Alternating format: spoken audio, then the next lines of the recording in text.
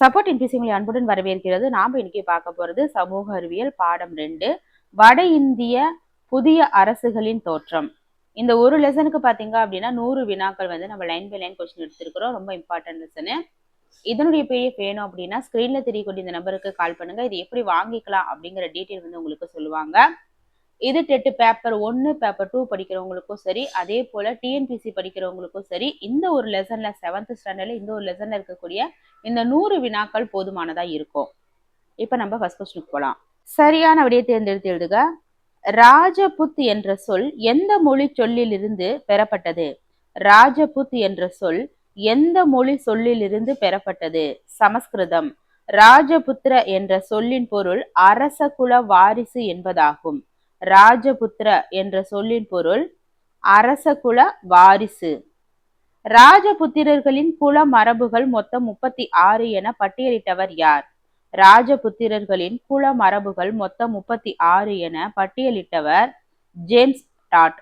இவர் 1829 தனது ஆய்வின் மூலம் 36 ராஜபுத்திர குலங்களை வகைப்படுத்தினார். இவர் 1829 தனது ஆய்வின் மூலம் 36 ராஜபுத்திர குலங்களை வகைப்படுத்தினார்.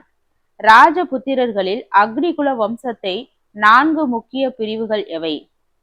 ராஜபுத்திரர்களில் அக்னிகுல வம்சத்தை சேர்ந்த 4 முக்கிய பிரிவுகள் பிரதிகாரர்கள், சௌகான்கள், சோழங்கிகள், பரமாரர்கள். மவுண்ட் அபுவில் நிகழ்த்தப்பட்ட வேள்வியின் மூலமாக தோன்றியவர்கள் என்பதால் இவர்கள் அக்னி குலத்தவர் எனப்பட்டனர். மவுண்ட் அபுவில் நிகழ்த்தப்பட்ட வேள்வியின் மூலமாக தோன்றியவர்கள் என்பதால் இவர்கள் அக்னி குலத்தவர் எனப்பட்டனர்.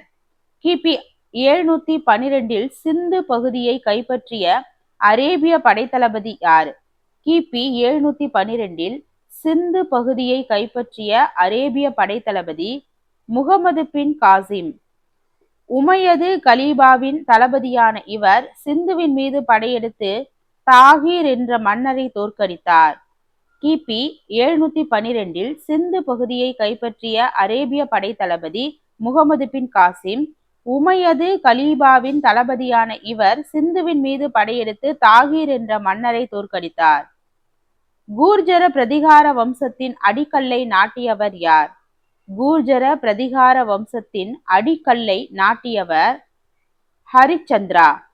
கிபி 6ஆம் நூற்றாண்டில் ஹரிச்சந்திரா கூர்ஜர அரச வம்சத்திற்கு அடிக்கல் நாட்டினார்.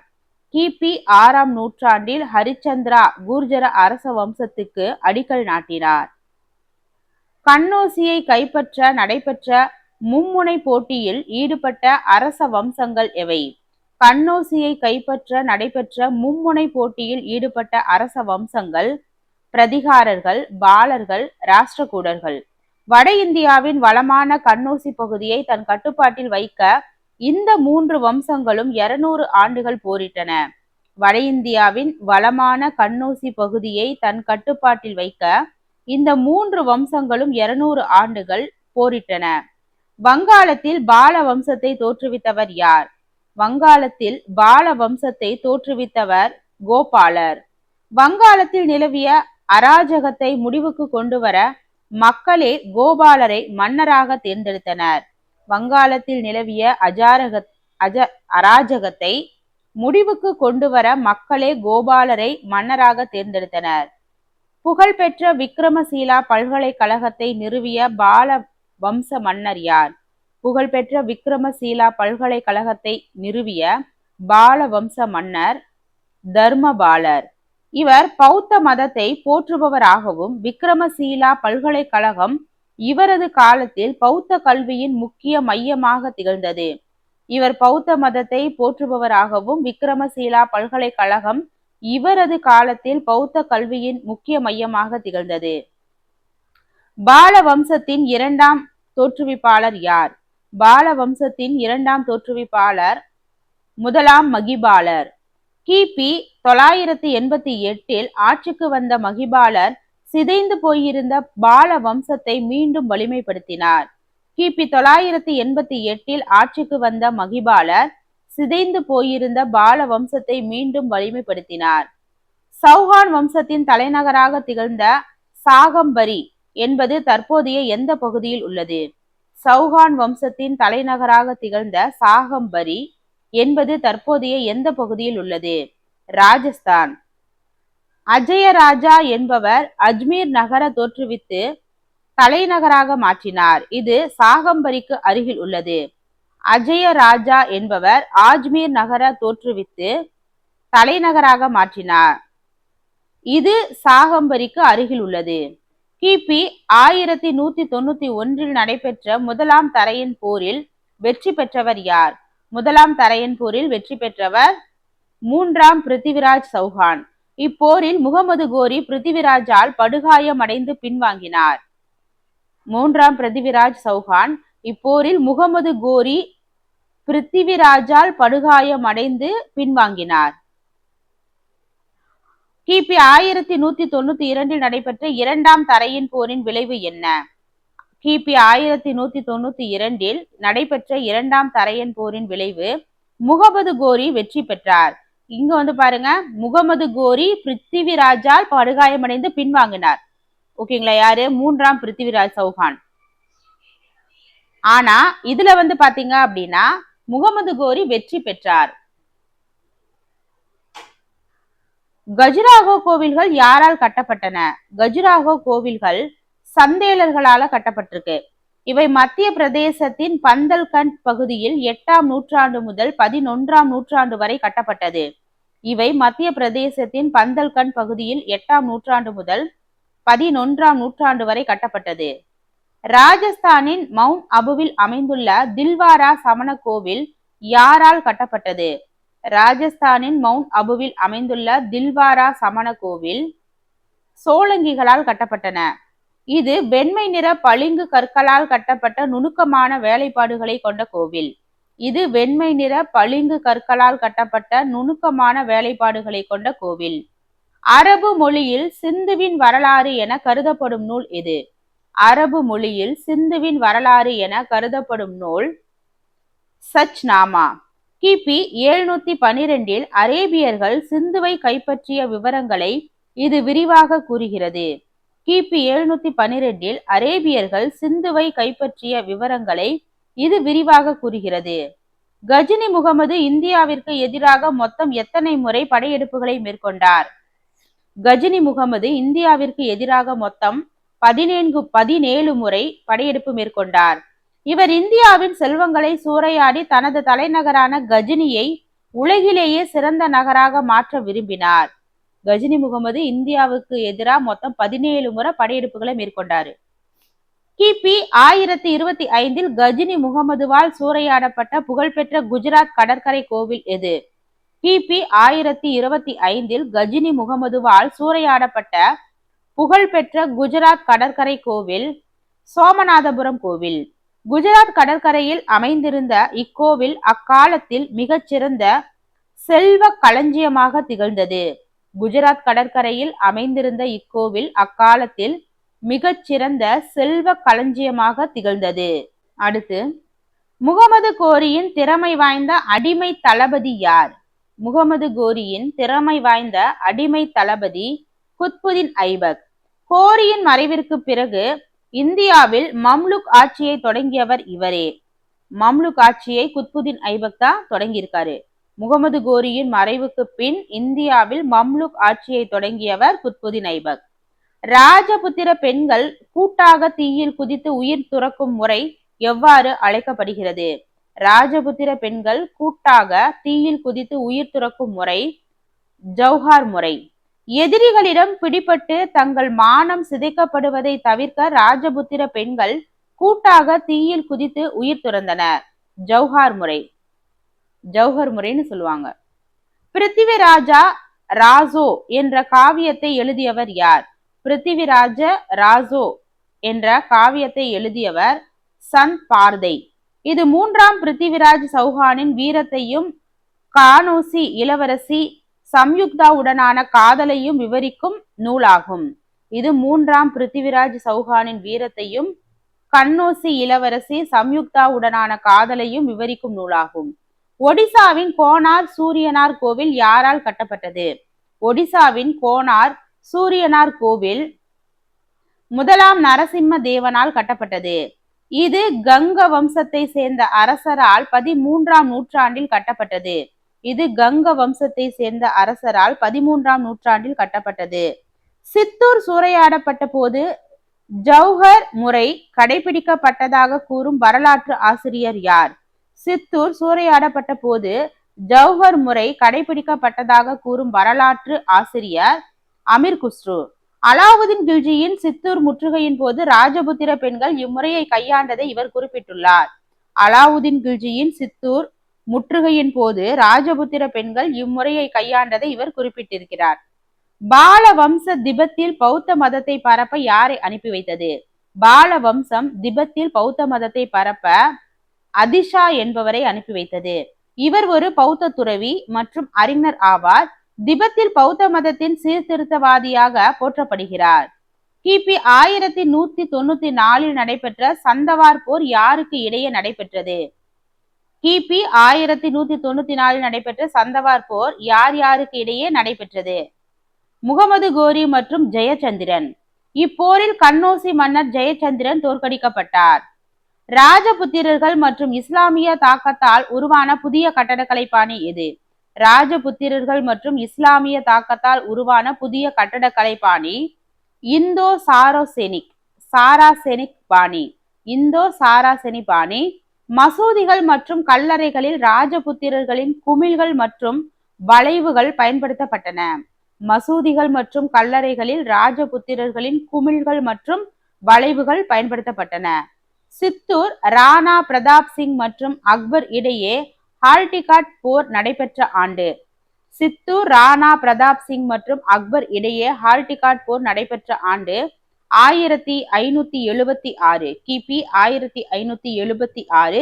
இப்போரில் ராணா பிரதாப் சிங் தோல்வி அடைந்தாலும் கடைசி வரை முகலாயர்களுக்கு பணியவில்லை. இந்த போர்ல ராணா பிரதாப் சிங் தோல்வி அடைந்தாலும் கடைசி வரை முகலாயர்களுக்கு பணியவில்லை. கஜினி முகமதுவின் படையெடுப்பின் போது தீக்குளித்து உயிர் நீத்த ஷாகி வம்ச அரசர் யார்? கஜினி முகமதுவின் படையெடுப்பின் போது தீக்குளித்து உயிர் நீத்த ஷாகி வம்ச அரசர் ஜெயபாலர். இவர் கஜினி முகமதுவின் முதல் தாக்குதலை எதிர்கொண்டார்.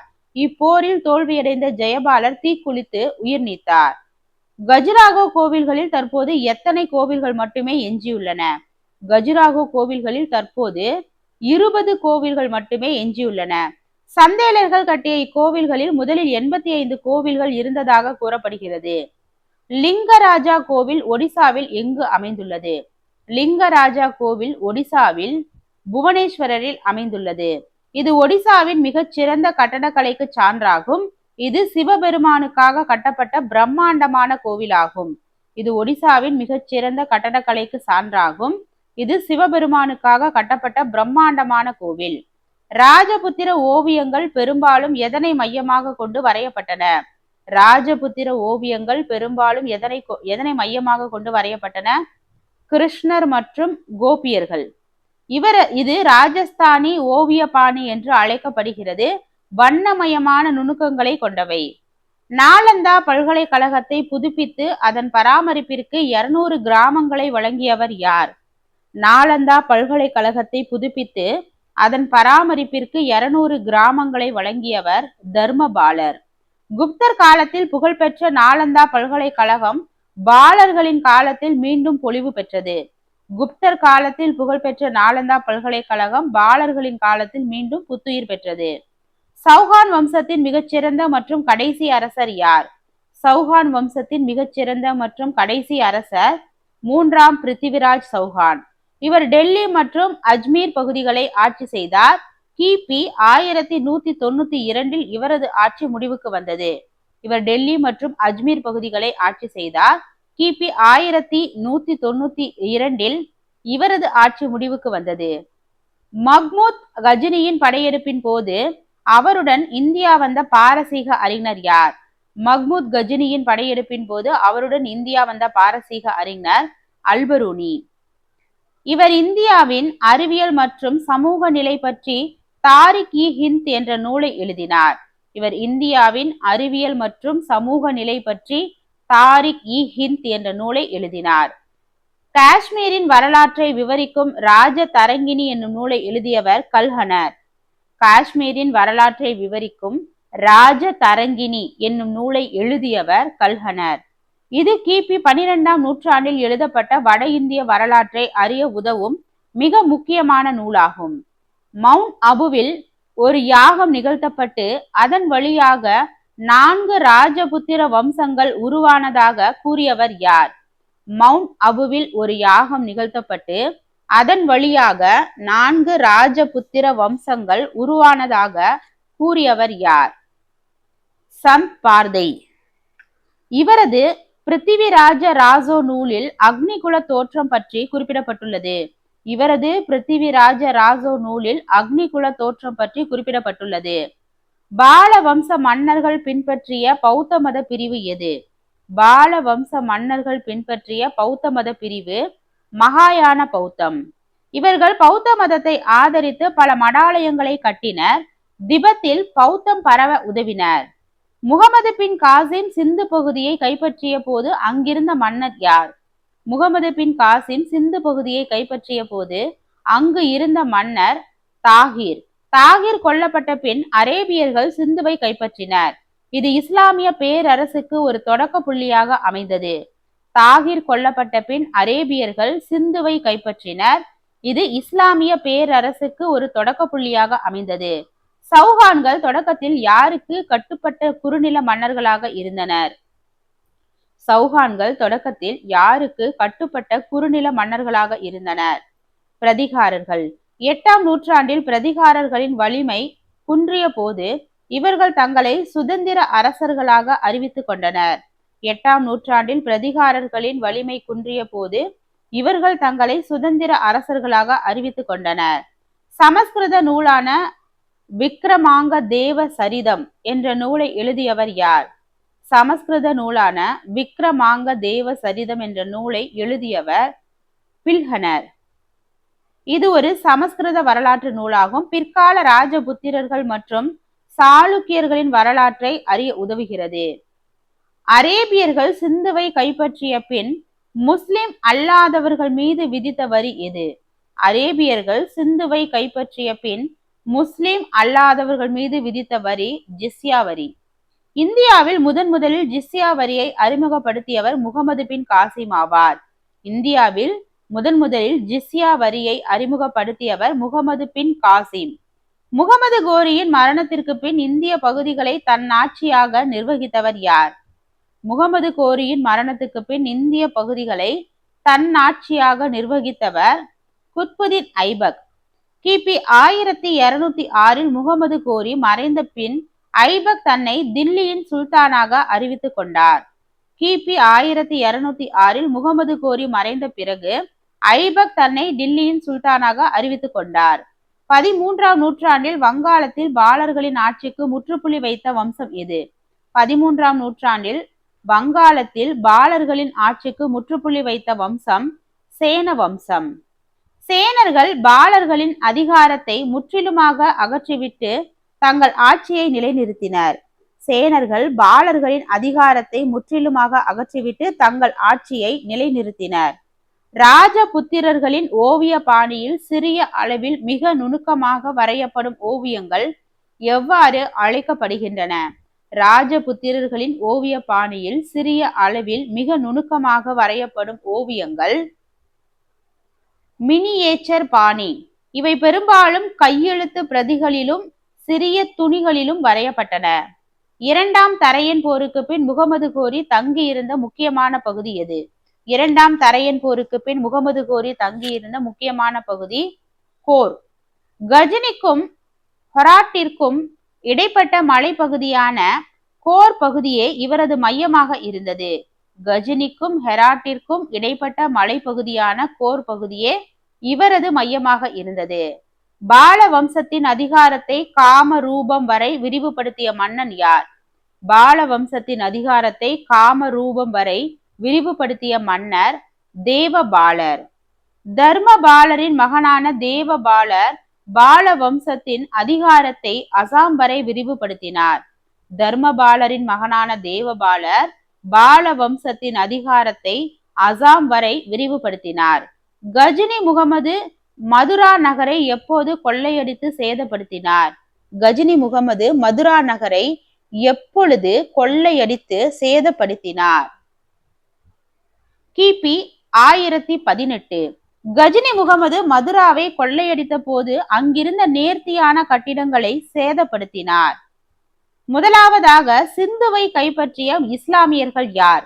முதலாவது சிந்துவை கைப்பற்றிய இஸ்லாமியர்கள் அரேபியர்கள். கிபி 712 அரேபியர்கள் சிந்துவை கைப்பற்றினர். இவர்களுக்கு பின்னரே துருக்கியர்கள் ஊடுருவினர். ராஜபுத்திரர்களில் புகழ்பெற்ற ஜெய்ப்பூர் அரண்மனை எந்த மாநிலத்தில் உள்ளது? ராஜபுத்திரர்களின் புகழ்பெற்ற ஜெய்ப்பூர் அரண்மனை ராஜஸ்தானில் அமைந்துள்ளது. ராஜபுத்திர மன்னர்கள் தங்கள் கலை மற்றும் வீரத்தை வெளிப்படுத்தும் விதமாக பல அரண்மனைகளை கட்டினர். ராஜபுத்திர மன்னர்கள் தங்கள் கலை மற்றும் வீரத்தை வெளிப்படுத்தும் விதமாக பல அரண்மனைகளை கட்டினர். மஹ்மூத் கஜினியின் இந்திய படையெடுப்புகளின் முதன்மையான நோக்கம் எது? மஹ்மூத் கஜினியின் இந்திய படையெடுப்புகளின் முதன்மையான நோக்கம் செல்வத்தை கொள்ளையடித்தல். அவர் 17 முறை படையெடுத்தார். ஆனால் இங்கு ஆட்சியை நிறுவ முடியவில்லை, அதாவது இந்தியாவில். அடுத்து, ரக்ஷா பந்தன் என்னும் சகோதரத்துவ மரபு யாருடையது? ரக்ஷா பந்தன் எனும் சகோதரத்துவ மரபு ராஜபுத்திரர்களுடையது. இது சகோதரத்துவத்தையும் பாதுகாப்பையும் வலியுறுத்தும் ஒரு ராஜபுத்திர மரபாகும். ரக்ஷா பந்தன் என்னும் சகோதரத்துவ மரபு ராஜபுத்திரர்களுடையது. அடுத்து, இஸ்லாம் ஒரு சமய நம்பிக்கையாக முதலில் எங்கு தோன்றியது? இஸ்லாம் ஒரு சமய நம்பிக்கையாக முதலில் மெக்காவில் தோன்றியது. அரேபியாவில் உள்ள மெக்காவில் தோன்றிய இஸ்லாம் அதன் பின்னர் நபிகள் நாயகத்தின் போதனைகளால் உலகெங்கும் பரவியது. அரேபியாவில் உள்ள மெக்காவில் தோன்றிய இஸ்லாம் அதன் பின்னர் நபிகள் நாயகத்தின் போதனைகளால் உலகெங்கும் பரவியது. அபுகுன்றில் அமைந்துள்ள தில்வாரா கோவில்களில் உள்ள முக்கிய சிலை எது? அபுகுன்றில் அமைந்துள்ள தில்வாரா கோவில்களில் உள்ள முக்கிய சிலை ஆதிநாதர். சமண மதத்தின் தீர்த்தங்கரர்களில் ஒருவரான ஆதிநாதருக்கு அர்ப்பணிக்கப்பட்ட இக்கோவில் வெண்மை நிற பளிங்கு கற்களால் ஆனது.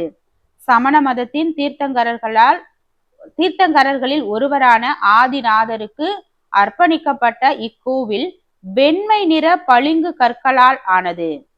ராஷ்டிரகூட வம்சத்தை நிறுவியவர் யார்? ராஷ்டிரகூட வம்சத்தை நிறுவியவர் தந்தி துர்கர். 8ஆம் நூற்றாண்டில் தந்தி துர்கர் இந்த வம்சத்தை நிறுவினார். இவர் சாளுக்கியர்களை தோற்கடித்து தக்கான பகுதியில் தனது அதிகாரத்தை நிலைநாட்டினார். 8ஆம் நூற்றாண்டில் தந்தி துர்கர் இந்த வம்சத்தை நிறுவினார். இவர் சாளுக்கியர்களை தோற்கடித்து தக்கான பகுதியில் தனது அதிகாரத்தை நிலைநாட்டினார். மேலை நாட்டவரும் அரேபியர்களும் எவ்வகை விளையாட்டை இந்தியர்களிடமிருந்து கற்றுக்கொண்டனர்? மேலை நாட்டவரும் அரேபியர்களும் எவ்வகை விளையாட்டை இந்தியர்களிடமிருந்து கற்றுக்கொண்டனர்? சதுரங்கம். இந்தியாவிலிருந்து அரேபியாவிற்கு சென்ற இவ்விளையாட்டு பின்னர் அங்கிருந்து ஐரோப்பிய நாடுகளுக்கு பரவியது. இந்தியாவிலிருந்து அரேபியாவிற்கு சென்ற இந்த விளையாட்டு பின்னர் அங்கிருந்து ஐரோப்பிய நாடுகளுக்கு பரவியது. சித்தூர் கோட்டையில் வெற்றி தூண் யாரால் நிறுவப்பட்டது? சித்தூர் கோட்டையில் வெற்றி தூண் ராணா கும்பகர்ணன் என்பவரால் நிறுவப்பட்டது. மாளவ மன்னரை தோற்கடித்ததன் நினைவாக இது கட்டப்பட்டது. இதனை விஜய் ஸ்தம்பா என்றும் அழைப்பர். மாளவ மன்னரை தோற்கடித்ததன் நினைவாக இது கட்டப்பட்டது. சித்தூர் கோட்டையில் இருக்கக்கூடிய வெற்றி தூண், இதனை விஜய் ஸ்தம்பா என்றும் அழைப்பர். பல்வேறு ராஜபுத்திர அரசுகளின் ஒருங்கமைந்த கூட்டமைப்பு எவ்வாறு அழைக்கப்படுகிறது? பல்வேறு ராஜபுத்திர அரசுகளின் ஒருங்கமைந்த கூட்டமைப்பு ராஜபுதனம். ராஜபுத்திரர்களின் ஆதிக்கம் நிலவிய வடமேற்கு இந்திய பகுதியை குறிக்க இச்சொல் பயன்படுத்தப்பட்டது. ராஜபுத்திரர்களின் ஆதிக்கம் நிலவிய வடமேற்கு இந்திய பகுதியை குறிக்க இச்சொல் பயன்படுத்தப்பட்டது. கந்தாரியா மகாதேவா கோவில் அமைந்துள்ள இந்திய மாநிலம். கந்தாரியா மகாதேவா கோவில் அமைந்துள்ள இந்திய மாநிலம் மத்திய பிரதேசம். கஜுராஹோ கோவில் வளாகத்தில் அமைந்துள்ள இக்கோவில் சிவபெருமானுக்காக சந்தேலர்களால் கட்டப்பட்டது. கஜுராஹோ கோவில் வளாகத்தில் அமைந்துள்ள இக்கோவில் சிவபெருமானுக்காக சந்தேலர்களால் கட்டப்பட்டது. கஜினி முகமதுவின் அவையில் இருந்த புகழ்பெற்ற பாரசீக கவிஞர் யார்? பிர்தௌசி. இவர் எழுதிய ஷாநாமா என்ற காவியம் பாரசீக இலக்கியத்தின் மிகச் சிறந்த படைப்புகளில் ஒன்றாக கருதப்படுகிறது. இவர் எழுதிய ஷாநாமா என்ற காவியம் பாரசீக இலக்கியத்தின் மிகச் சிறந்த படைப்புகளில் ஒன்றாக கருதப்படுகிறது. ராஜபுத்திரர்களின் குலங்கள் சூரிய குலம் மற்றும் சந்திர குலம் தவிர்த்து நான்காவது முக்கிய குலம் எது? ராஜபுத்திரர்களின் குலங்கள் சூரிய குலம் மற்றும் சந்திர குலம் தவிர்த்து நான்காவது முக்கிய குலம் அக்னி குலம். புராணங்களின்படி மவுண்ட் அபுவில் நடந்த வேள்வியிலிருந்து தோன்றிய 4 வம்சங்கள் அக்னி குலத்தவர் எனப்பட்டனர். புராணங்களின்படி மவுண்ட் அபுவில் நடந்த வேள்வியிலிருந்து தோன்றிய 4 வம்சங்கள் அக்னி குலத்தவர் எனப்பட்டனர். ராஜபுத்திரர்களின் கட்டுமான பாணியில் அமைந்துள்ள உதய்பூர் ஏரி அரண்மனை எங்குள்ளது? ராஜபுத்திரர்களின் கட்டுமான பாணியில் அமைந்துள்ள உதய்பூர் ஏரி அரண்மனை எங்குள்ளது? ராஜஸ்தானில் உள்ளது. பிச்சோலா ஏரியின் நடுவே கட்டப்பட்டுள்ள இந்த அரண்மனை ராஜபுத்திரர்களின் கலை மற்றும் ரசனைக்கு சான்றாகும். பிச்சோலா ஏரியின் நடுவே கட்டப்பட்டுள்ள இந்த அரண்மனை ராஜபுத்திரர்களின் கலை மற்றும் ரசனைக்கு சான்றாகும். அரேபியர்கள் பூஜ்ஜியத்தின் முக்கியத்துவத்தை யாரிடமிருந்து கற்றுக்கொண்டனர்? அரேபியர்கள் பூஜ்ஜியத்தின் முக்கியத்துவத்தை யாரிடமிருந்து கற்றுக்கொண்டனர்? இந்தியர்கள். ஜூலியம் அல்லது சைபர் எனப்படும் எண்ணின் பயன்பாட்டை சைபர் 0 சுழியம் அல்லது சைபர் எனப்படும் எண்ணின் பயன்பாட்டை இந்திய அறிஞர்களிடம் இருந்தே அரேபியர்கள் அறிந்தனர். பிரம்மகுப்தர் எழுதிய எந்த நூல்கள் அரபு மொழியில் மொழிபெயர்க்கப்பட்டன? பிரம்மகுப்தர் எழுதிய எந்த நூல்கள் அரபு மொழியில் மொழிபெயர்க்கப்பட்டன? பிரம்மஸ்புட சித்தாந்தா. பிரம்மஸ்புட சித்தாந்தா.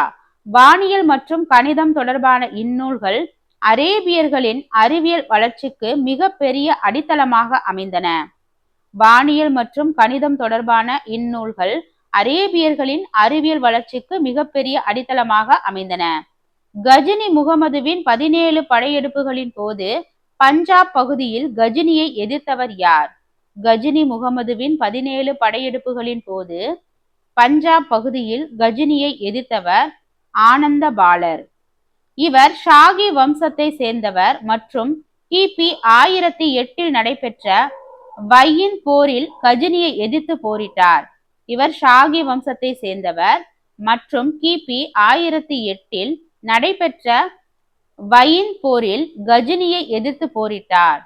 கன்னோசியின் மீதான ஆதிக்கத்தை நிலைநாட்ட நடந்த மும்முனை போட்டியில் இறுதியாக வெற்றி பெற்றவர்கள் யார்? கன்னோசியின் மீதான ஆதிக்கத்தை நிலைநாட்ட நடந்த மும்முனை போட்டியில் இறுதியாக வெற்றி பெற்றவர்கள் பிரதிகாரர்கள். சுமார் 2 நூற்றாண்டுகள் நீடித்த இப்போராட்டத்தில் இறுதியில் பிரதிகாரர்களே கன்னோசியை கைப்பற்றினர். சுமார் 2 நூற்றாண்டுகள் நீடித்த இப்போராட்டத்தின் இறுதியில் பிரதிகாரர்களே கன்னோசியை கைப்பற்றினர். கவிராஜா என்று புகழப்பட்ட பால வம்ச மன்னர் யார்? கவிராஜா என்று புகழப்பட்ட பால வம்ச மன்னர் தேவபாலர். தர்மபாலரின் மகனான இவர் பௌத்த மதத்தை போற்றி வளர்த்ததோடு பல கல்வி நிலையங்களையும் ஆதரித்தார். முகமது கோரியின் படைகள் பீகார் மற்றும் வங்காளத்தை கைப்பற்ற தலைமை தாங்கியவர் யார்? முகமது கோரியின் படைகள் பீகார் மற்றும் வங்காளத்தை கைப்பற்ற தலைமை தாங்கியவர் பக்தியார் கில்ஜி. இவர் பீகாரின் புகழ்பெற்ற பௌத்த மடாலயங்களையும் நாலந்தா பல்கலைக்கழகத்தையும் சூறையாடி சிதைத்தார். இவர் பீகாரின் புகழ்பெற்ற பௌத்த மடாலயங்களையும் நாலந்தா பல்கலைக்கழகத்தையும் சூறையாடி சிதைத்தார். வட இந்திய கோவில்களின் சிகரங்கள் மற்றும் மண்டபங்கள் எந்த பாணியில் அமைந்தவை? வட இந்திய கோவில்களின் சிகரங்கள் மற்றும் மண்டபங்கள் நகரா பாணியில். இவ்வகை சிகரங்கள் மேல் நோக்கி செல்ல செல்ல குறுகலாகி வளைந்த வடிவம் கொண்டவையாக இருக்கும். அஜ்மீர் நகரை தோற்றுவித்தவர் யார்? அஜ்மீர் நகரை தோற்றுவித்தவர் அஜயராஜா. இவர் கிபி 12ஆம் நூற்றாண்டின் தொடக்கத்தில் அஜ்மீர் நகரை நிர்மாணித்து அதனை தனது தலைநகராக்கி கொண்டார். இவர் கிபி 12ஆம் நூற்றாண்டின் தொடக்கத்தில் அஜ்மீர் நகரை நிர்மாணித்து அதனை தனது தலைநகராக்கி கொண்டார். கஜினி முகமதுவின் தாக்குதலுக்கு ஆளான ஷாகி வம்சத்தின் தலைநகரம் எது? கஜினி முகமதுவின் தாக்குதலுக்கு ஆளான ஷாகி வம்சத்தின் தலைநகரம் வையிந்த். இது தற்போதைய பாகிஸ்தான் நாட்டின் எல்லை பகுதியில் அமைந்துள்ள ஒரு வரலாற்று முக்கியத்துவம் வாய்ந்த இடமாகும். இது தற்போதைய பாகிஸ்தான் நாட்டின் எல்லை பகுதியில் அமைந்துள்ள ஒரு வரலாற்று முக்கியத்துவம் வாய்ந்த இடம். அரேபியர்கள் சிந்துவை கைப்பற்றிய பின் அங்கு பரவிய புதிய மொழி எது? அரேபியர்கள் சிந்துவை கைப்பற்றிய பின் அங்கு பரவிய புதிய மொழி அரபு மொழி. நிர்வாகம் மற்றும் சமயம் சார்ந்த பணிகளில் அரபு மொழி சிந்து பகுதிகளில் ஆதிக்கம் செலுத்தியது. முகமது கோரி முதலாம் தரையன் போரில் தோற்று பின்வாங்கிய இடம் எது? முகமது கோரி முதலாம் தரையன் போரில் தோற்று பின்வாங்கிய இடம் கஜினி. பிருத்திவிராஜியிடம் தோற்ற கோரி மீண்டும் ஒரு பெரும் படையை திரட்டி கொண்டு அடுத்த ஆண்டே இந்தியா வந்தார். பிருத்திவிராஜிடம் தோற்ற கோரி மீண்டும் ஒரு பெரும் படையை திரட்டி கொண்டு அடுத்த ஆண்டே இந்தியா வந்தார். அரபு நாட்டின் சிந்து படையெடுப்பை பற்றி விவரிக்கும் சச் நாமா நூல் எப்போது பாரசீக மொழிக்கு மாற்றப்பட்டது? அரபு நாட்டின் சிந்து படையெடுப்பை பற்றி விவரிக்கும் சச்நாமா நூல் எப்போது பாரசீக மொழிக்கு மாற்றப்பட்டது? கிபி 1216. இது அரேபிய படையெடுப்பின் முக்கிய ஆவணமாக திகழ்ந்த நிலையில் பின்னர் பாரசீகத்தில் மொழிபெயர்க்கப்பட்டது. கஜினி முகமதுவின் 17 படையெடுப்புகளில் மிக முக்கியமானதாக கருதப்படுவது எது? கஜினி முகமதுவின் 17 படையெடுப்புகளில் மிக முக்கியமானதாக கருதப்படுவது சோமநாதபுரம் படையெடுப்பு. கிபி 1025 நடைபெற்ற இத்தாக்குதலில் கஜினி முகமது கணக்கிட முடியாத செல்வத்தை இங்கிருந்து கவர்ந்து சென்றார். கிபி 1025 நடைபெற்ற சோமநாதபுரம் படையெடுப்பு இந்த தாக்குதல்ல கஜினி முகமது கணக்கிட முடியாத செல்வத்தை இங்கிருந்து கவர்ந்து சென்றார். வங்காளத்தின் பௌத்த மதத்தை பின்பற்றி கடைசி வலிமை மிக்க அரசர் யார்? வங்காளத்தின் பௌத்த மதத்தை பின்பற்றிய கடைசி வலிமைமிக்க அரசர் ராமபாலர். இவருக்கு பிறகு பால வம்சம் வீழ்ச்சியடைய தொடங்கியது மற்றும் சேன வம்சம் அப்பகுதியை கைப்பற்றியது. இந்தியாவில் முதலில் ஜிஸ்யா வரியை அறிமுகப்படுத்தியவர் முகமது பின் காசிம். முஸ்லிம் அல்லாதவர்கள் தங்கள் பாதுகாப்பிற்காகவும் மத உரிமைகளுக்காகவும் அரசிற்கு செலுத்திய வரியே ஜிஸ்யா ஆகும். சந்தேலர்களால் கட்டப்பட்ட விஸ்வநாதர் கோவில் எங்கு அமைந்துள்ளது? சந்தேலர்களால் கட்டப்பட்ட விஸ்வநாதர் கோவில் கஜுராஹோவில் அமைந்துள்ளது. சந்தேலர்களின் மிகச் சிறந்த கலைப்படைப்பான இக்கோவில் சிற்ப கலைகளின் சங்கமமாக விளங்குகிறது. கூர்ஜர பிரதிகார வம்சத்தின் மிகச்சிறந்த அரசராக கருதப்படுபவர் யார்? கூர்ஜர பிரதிகார வம்சத்தின் மிகச்சிறந்த அரசராக கருதப்படுபவர் மிகிரபோஜர். மிகிரபோஜர் கிபி 836 முதல் 885 வரை ஆட்சி புரிந்தார். இவருடைய காலமே பிரதிகாரர்களின் ஆட்சியின் உச்சமாகவும் மிகுந்த செல்வாக்குடனும் திகழ்ந்தது. மிகிரபோஜர் கிபி 836 முதல் 885 வரை ஆட்சி புரிந்தார். இவருடைய காலமே பிரதிகாரர்களின் ஆட்சியின் உச்சமாகவும் மிகுந்த செல்வாக்குடனும் திகழ்ந்தது. முகமது கோரி தனது வெற்றிகளை இந்தியாவில் நிலைநிறுத்த யாரை ஆளுநராக நியமித்தார்? முகமது கோரி தனது வெற்றிகளை இந்தியாவில் நிலைநிறுத்த யாரை ஆளுநராக நியமித்தார்? குத்புதீன் ஐபக். டெல்லி மற்றும் அதனை சுற்றியுள்ள பகுதிகளை கண்காணிக்கும் பொறுப்பு இவரிடம் ஒப்படைக்கப்பட்டது. டெல்லி மற்றும் அதனை சுற்றியுள்ள பகுதிகளை கண்காணிக்கும் பொறுப்பு இவரிடம் ஒப்படைக்கப்பட்டது. ராஜபுத்திரர்கள் பெரும்பாலும் போர் இல்லாத காலத்தில் ஆர்வம் காட்டிய பொழுதுபோக்கு. ராஜபுத்திரர்கள் பெரும்பாலும் போர் இல்லாத காலத்தில் ஆர்வம் காட்டிய பொழுதுபோக்கு எது? வேட்டையாடுதல். வீரமான குலத்தை சேர்ந்தவர்கள் என்பதால் வேட்டைக்கு செல்வதை அவர்கள் ஒரு வீர விளையாட்டாக கருதினர். ராஜபுத்திரர்கள் கட்டிய கோட்டைகளில் மிக வலிமையானதாக கருதப்படும் சித்தூர் கோட்டை எங்குள்ளது? மேவார். இக்கோட்டை ராஜபுத்திரர்களின் வீரம் மற்றும் தியாகத்தின் அடையாளமாக இன்று வரை ராஜஸ்தானில் உள்ளது. வஜ்ராயன பௌத்தம் திபெத்தில் பரவ பால வம்ச மன்னர்கள் யாரை அனுப்பினர்? வஜ்ராயன் பௌத்தம் திபெத்தில் பரவ பால வம்ச மன்னர்கள் அதிஷாவை அனுப்பினர். இவர் ஒரு பௌத்த துறவி ஆவார் மற்றும் திபெத்திய அரசரின் வேண்டுகோளுக்கு இணங்க அங்கு சென்றார். சந்தவார் போரில் முகமது கோரியால் கொல்லப்பட்ட கண்ணோசி மன்னர் யார்? சந்தவார் போரில் முகமது கோரியால் கொல்லப்பட்ட கண்ணோசி மன்னர் ஜெயச்சந்திரன். கிபி 1194 நடைபெற்ற இப்போரில் ககர்வால் வம்சத்தை சேர்ந்த ஜெயச்சந்திரன் தோற்கடிக்கப்பட்டார். கிபி 1194 நடைபெற்ற இப்போரில் ககர்வால் வம்சத்தை சேர்ந்த ஜெயச்சந்திரன் தோற்கடிக்கப்பட்டார். கந்தாரியா மகாதேவா கோவில் யாருக்காக அர்ப்பணிக்கப்பட்டது? கந்தாரியா மகாதேவா கோவில் யாருக்காக அர்ப்பணிக்கப்பட்டது? சிவன். இதன் சிகரம் இமயமலையை குறிக்கும் வகையில் மிக உயரமாக வடிவமைக்கப்பட்டுள்ளது. இதன் சிகரம் இமயமலையை குறிக்கும் வகையில் மிக உயரமாக வடிவமைக்கப்பட்டுள்ளது. ராஜபுத்திர ஓவிய பாணி பொதுவாக எவ்வாறு அழைக்கப்படுகிறது? ராஜபுத்திர ஓவிய பாணி பொதுவாக ராஜஸ்தானி ஓவியம் என அழைக்கப்படுகிறது. இவ்வகை ஓவியங்கள் பெரும்பாலும் புராண கதைகளையும் காதல் மற்றும் வீரத்தையும் சித்தரித்தன. கூர்ஜர பிரதிகாரர்களின் 8ஆம் நூற்றாண்டில் குஜராத் மற்றும் மாலவத்தில் ஆட்சியை நிறுவியவர் யார்? கூர்ஜர பிரதிகாரர்களின் 8ஆம் நூற்றாண்டில் குஜராத் மற்றும் மாலவத்தில் ஆட்சியை நிறுவியவர் முதலாம் நாகப்பட்டர். அரேபியர்களின் ஊடுருவலை தடுத்து நிறுத்திய வலிமை மிக்க அரசராக இவர் திகழ்ந்தார். அரேபியர்களின் ஊடுருவலை தடுத்து நிறுத்திய வலிமை மிக்க அரசராக இவர் திகழ்ந்தார். இந்திய வானியல் மற்றும் கணித நூல்கள் அரபு மொழிக்கு மாற்றப்பட்ட பின் அங்கிருந்து எந்த கண்டத்திற்கு பரவியது? இந்திய வானியல் மற்றும் கணித நூல்கள் அரபு மொழிக்கு மாற்றப்பட்ட பின் அங்கிருந்து ஐரோப்பா கண்டத்துக்கு பரவியது. இந்திய எண்கள் மற்றும் மருத்துவ முறைகள் அரேபியர்கள் மூலமாகவே மேலை நாடுகளுக்கு தெரிய வந்தன. கஜினி முகமதுவின் தாக்குதலுக்கு பிறகு வட இந்தியா எத்தனை ஆண்டுகள் இஸ்லாமிய தாக்கத்திலிருந்து விடுபட்டு இருந்தது? கஜினி முகமதுவின் தாக்குதலுக்கு பிறகு வட இந்தியா எத்தனை ஆண்டுகள் இஸ்லாமிய தாக்குதலில் இருந்து விடுபட்டு இருந்தது? 150 ஆண்டுகள். கஜினிக்கும் கோரிக்கும் இடைப்பட்ட இந்த 150 ஆண்டுகளில் ராஜபுத்திர அரசுகள் தங்களை வலிமைப்படுத்தி கொண்டன. பிருத்திவிராஜ ராசோ என்பது எந்த ராஜபுத்திர அரசர் பற்றியது? பிருத்திவிராஜ ராசோ என்பது 3ஆம் பிருத்திவிராஜ் சௌஹான் பற்றியது. இது சந்த் பார்தை என்பவரால் எழுதப்பட்ட ஒரு வீர காவியமாகும். தில்வாரா கோவிலில் பயன்படுத்தப்பட்ட கல் வகை எது? தில்வாரா கோவிலில் பயன்படுத்தப்பட்ட கல் வெண்மை நிற பளிங்கு கற்கள். இக்கற்களில் செதுக்கப்பட்ட மிக மெல்லிய வேலைப்பாடுகள் இக்கோவிலின் தனிச்சிறப்பாகும். கோனார் சூரியனார் கோவில் எந்த வடிவத்தில் கட்டப்பட்டது? கோனார் சூரியனார் கோவில் தேர் வடிவத்தில் கட்டப்பட்டது. சூரிய தேவன் 7 குதிரைகள் பூட்டிய தேரில் செல்வது போன்ற மிக நேர்த்தியான வடிவமைப்பு இதுவாகும். சூரிய தேவன் 7 குதிரைகள் பூட்டிய தேரில் செல்வது போன்ற மிக நேர்த்தியான வடிவமைப்பு இதுவாகும். கிபி 712 சிந்துவை தாக்கிய அரேபியர்கள் எவ்வகை மரபு உடையவர்கள்?